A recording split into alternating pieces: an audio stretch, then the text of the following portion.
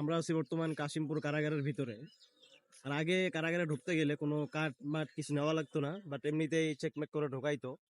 কিন্তু এখন দেশের নিরাপত্তার কারণে, বর্তমান দেশের নিরাপত্তার জন্য এখন একটা এক্সট্রা কার্ড নিতে হয়, নিয়ে তারপর ভিতরে ঢুকতে হয়, মানে সেফটির জন্য। আর আপনাদেরকে বর্তমান কাশিমপুর কারাগারের ভিতরের দৃশ্য একটু দেখাই যে কি রকম। তবে এখানে এসে একটা জিনিস শিখলাম, সেটা হলো এক আন্টির সাথে কথা হলো যে ওনার হাজবেন্ড দীর্ঘ 16 বছর থেকে কারাগারের ভিতরে। তবে একটা জিনিস তাদের মানে তার যে মনের ভাব বা তার যে চাওয়া, যে আসলে কি বলি ভাই, দুঃখের কথা। আসলে কারাগারের বিষয়টা আসলে ভালো না, আর এটা হলো বন্দি জীবন।